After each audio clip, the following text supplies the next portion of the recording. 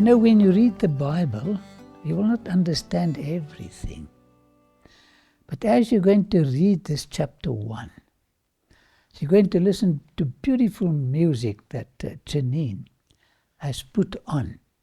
Something happens when we read. We are exposed to the Word of God. And I don't know of anything more important than reading the Bible. The words of Nehemiah, son of Hakaliah.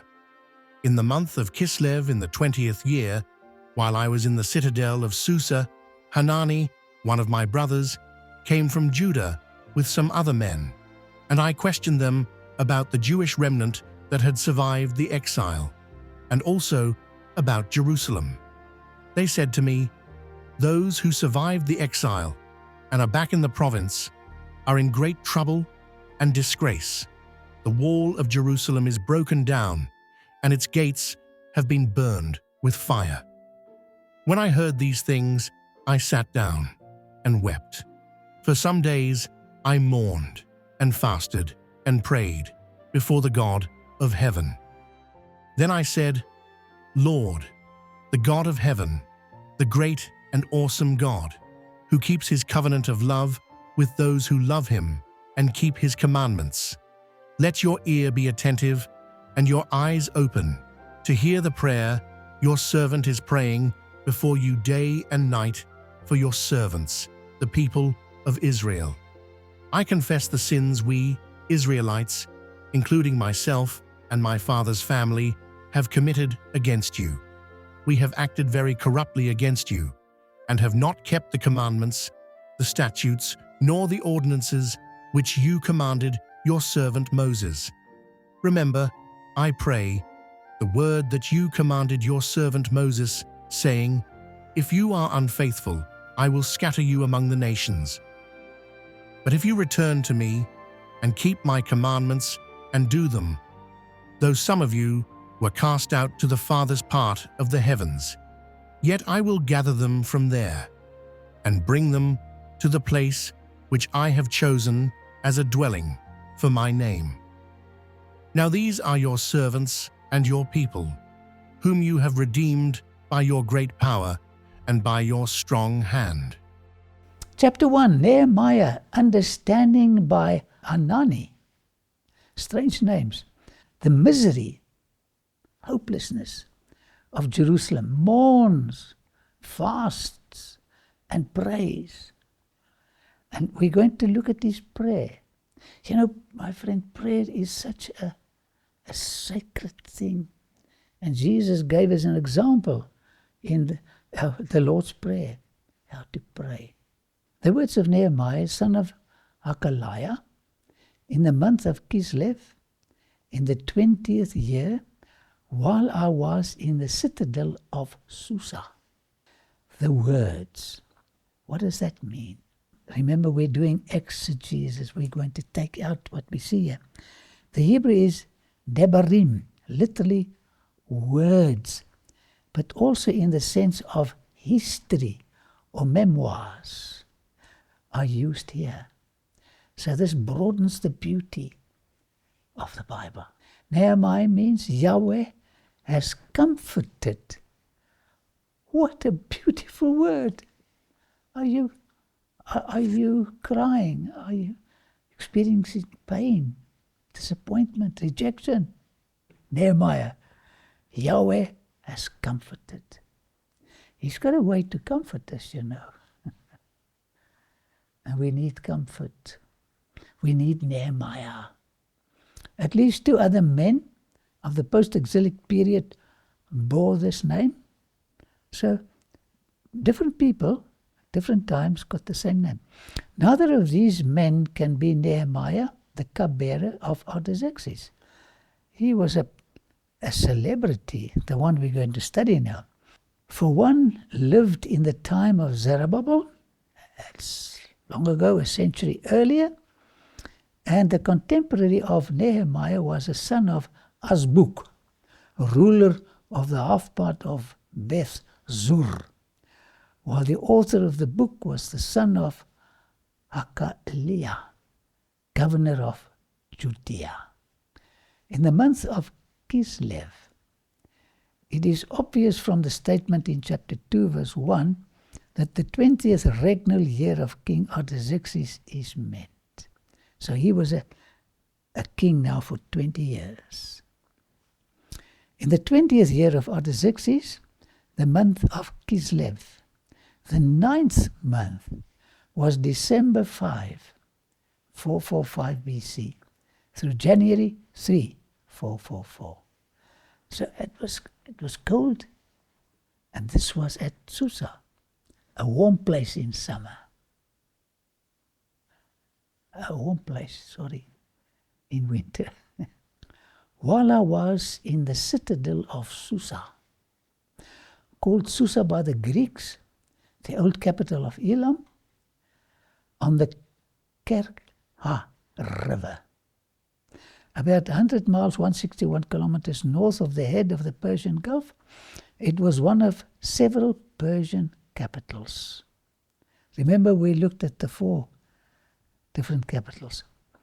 Other capital cities were Babylon, Ecbatana, and Persepolis. Persepogade was one as well, but it didn't feature any longer. Susa was primarily a winter capital because of its unpleasantly hot summers. Some have taken Susa to be the scene of some of Daniel's activities and the events described in the book of Esther.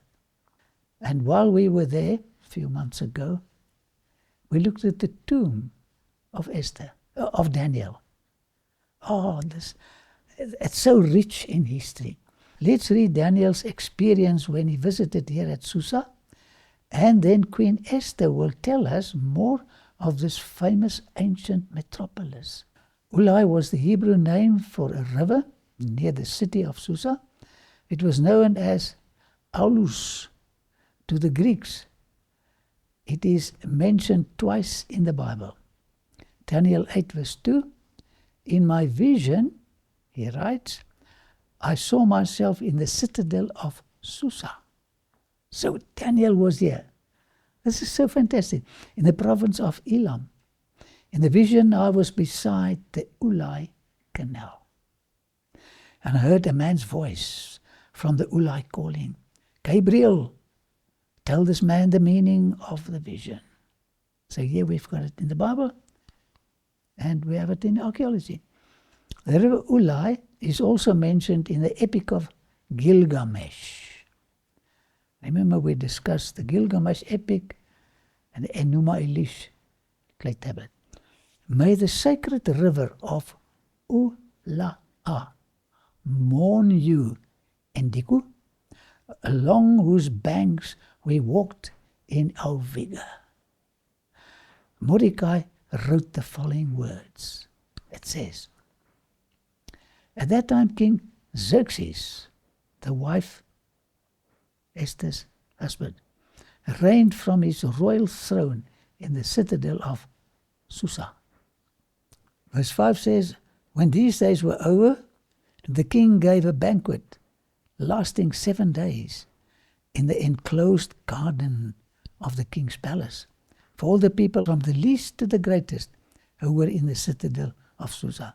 Here you see the Ulai River, and right at the far end you see a cone. That's the tomb of Daniel. You know, when you visit these sites, the Bible relives.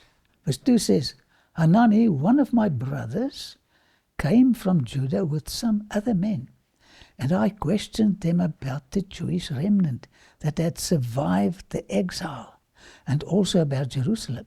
The following words are from Nehemiah. I put in charge of Jerusalem my brother Hanani.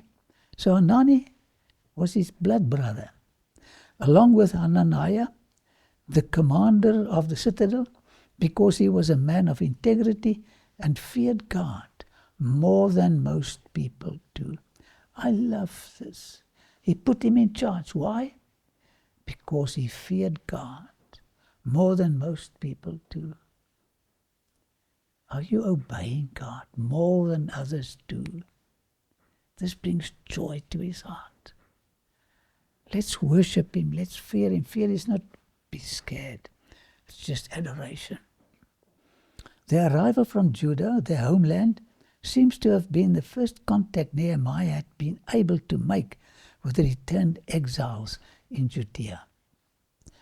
This was since the beginning of hostilities between Exegesis and Megabasos. This is a little politics. The satrap of the province called Beyond the River, of which Judea was a part. During Megabasos' rebellion, very little news from Judea have reached Nehemiah. Though he may have heard rumors of a Samaritan attack on Jerusalem and the destruction of the recently rebuilt city wall. This being the case, Nehemiah would be anxious for further news. We want to know what's going on. This came with the arrival of his own brother and other Jews with an eyewitness report of events that had probably taken place during the interruption of communications between Persia and Judea. They didn't get any news, wondering what was going on. Maybe you're waiting for news, wondering what's going on right now. I love the Bible. It addresses our smiles and our tears. They said to me, those who survived the exile and are back in the province are in great trouble and disgrace. The wall of Jerusalem is broken down. Its gates have been burned with fire. Considering the shock occasioned by Hanani's report, the events described must have been recent. The words of Hanani do not necessarily mean that the whole wall had been destroyed and all the gates burned with fire. We like to make things dramatic. We call this a hyperbole. The only portions of the wall and some of the gates were affected is clear from the subsequent description of the building of the wall found in Nehemiah 3. Some sections of the wall were merely repaired, while others were built. Similarly, some gates had to be rebuilt completely, while others needed only repairs. So here we have a complete picture. Check when people speak, we like to enlarge and impress with exciting news. I'm so glad about archaeologists discovered part of the wall that Nehemiah restored. And here you see it in Jerusalem, in the city of David. That only a partial destruction had occurred may also be inferred from the space of time, 52 days, in which Nehemiah was able to complete the rebuilding of the entire city wall. It's good to get this information. The story becomes more precious. In so short a time, it would have been all but impossible, even under the most favorable circumstances, to rebuild the entire wall, including its many gates, had it been in the condition in which Nebuchadnezzar left it. No, it didn't look like that. It was partially destroyed. Here you see some of the gates. The rapid reconstruction was due not only to the great enthusiasm of both leaders and people, but also to the progress undoubtedly made under Ezra and others before the Samaritans destroyed part of it. Verse 4 says, when I heard these things, can you see? I sat down. He couldn't stand up. I sat down. And then he wept. When last did you have a good cry? I love the Bible and its stories. We also react to bad news like he did. For some days I mourned and fasted and prayed before the God of heaven. I love this. This is what we should do when you get bad news. As your spouse left you, sat down, weep, fast, mourn, pray to the God of heaven. Nehemiah was deeply shocked when he learned about the plight of his countrymen and the humiliation they experienced. Even if he had a partial knowledge of the events in the province of Judea, the reality apparently exceeded the greatest fears and caused him to weep. I wonder if they had tissues in those days. He just wept. When last did you had a good cry? We have enough traumas in life not to cry. But there is a therapeutic value of tears that heals. So cry if you must cry. During the captivity, fasting became a common practice among the Jews. Solemn fasts had been introduced on the anniversaries of the taking of Jerusalem, 586, burning of the temple, and the murder of Gedaliah. It also played a very prominent place in personal devotions of Daniel, Esther, Ezra, and Nehemiah are all mentioned as having fasted. And if you want to get a victory over a weakness in your life, stay without food, but drink water.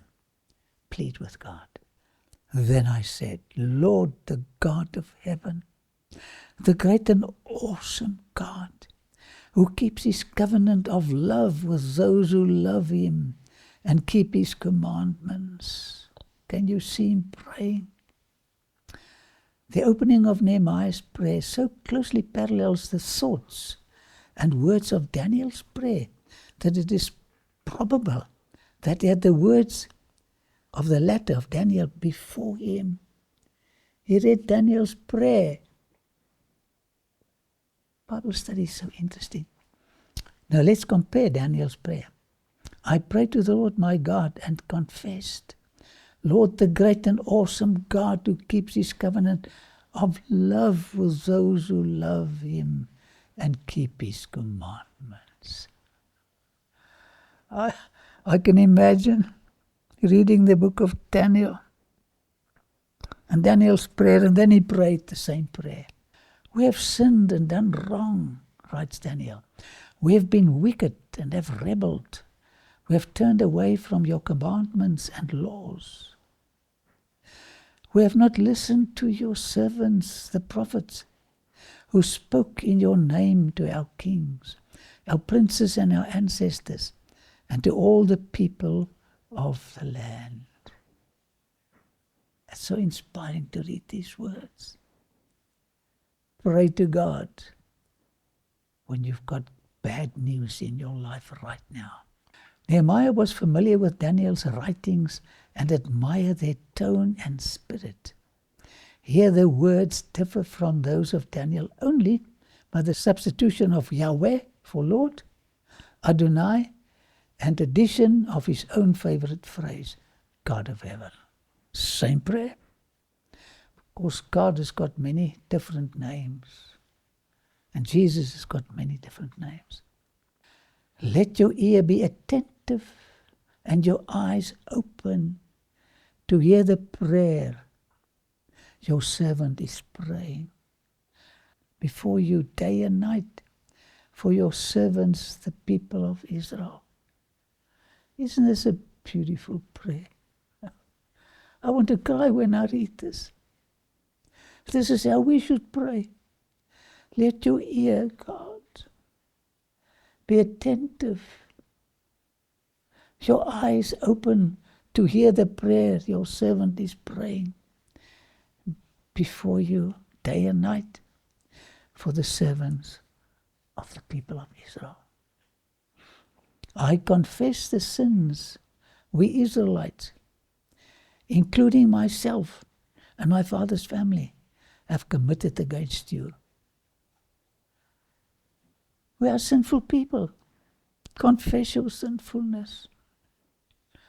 Let your ear be attentive, Lord. You know what I'm going through? Listen to me. We have acted wickedly toward you.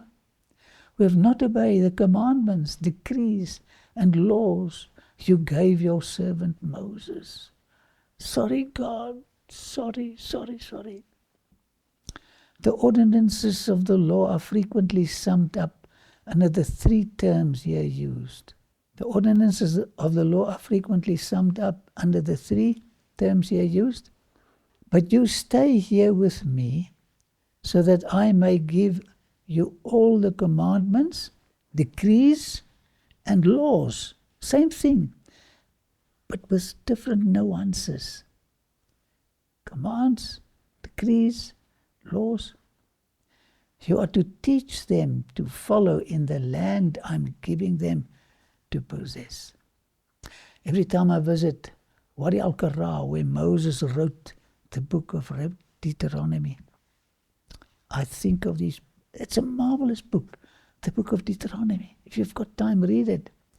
Remember the instruction you gave your servant Moses, saying, if you are unfaithful, I will scatter you among the nations. This is a reference to the general sense of various passages. Bible writers habitually refer to earlier inspired writings in this way, quoting the thought rather than the exact words. Did you get this? Quoting the thought rather than the exact words.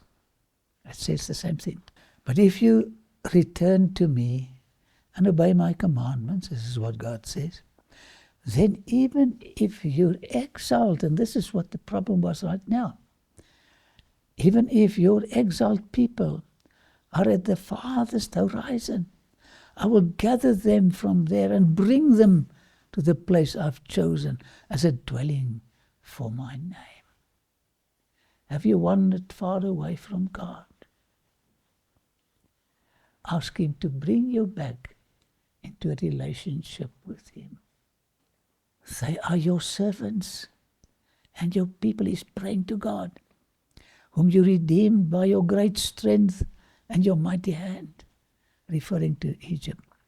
This refers to deliverance from Egypt with a mighty hand and with an outstretched arm. And more recently, from the Babylonian captivity. He's a God who delivers miraculously. And if you're struggling right now, just fall on your knees and say, Lord, listen to my prayer and help me. Lord, let your ear be attentive to the prayer of this your servant, and to the prayer of your servants who delight in revering your name. Give your servant success today by granting him favor in the presence of this man. As you know, I was the cupbearer to the king. Who's this man? That is King Exegesis. Thus far not mentioned by name, but nevertheless always in the petitioner's mind. This is so beautiful. Nehemiah realized that the reproach of Jerusalem could be lifted only through royal intervention, and was convinced that he would have to go to Jerusalem himself to change the prevailing situation. What an exceptional man. And my friend, are you willing to fix up a mess somewhere? Maybe you've got to do it. This is what Nehemiah did. And I learned from this man's history. This day, this phrase probably means no more than upon this occasion, and should not be pressed as evidence that Nehemiah refers to the prayer he uttered on the day of his interview with the king. The prayer was on that day. I was cupbearer to the king. Had a good position. Not the sole cupbearer, but one of several. He mentions the fact here partly to explain the meaning of this man to the reader in partly because it was his office that gave him access to Artaxerxes. Nehemiah is one of many examples of exiled Jews attaining to positions of influence and working in the interests of their people, because cupbearers had contact with the inmates of the royal harem. Most of them were eunuchs. Is it possible that Nehemiah was a eunuch like Daniel? Father in heaven, this is a marvelous book with so many lessons. And we look up to you and we say, please God, do you hear us? We need you. Bless us as we work through the wonderful messages of the book of Nehemiah. In Jesus' name, amen.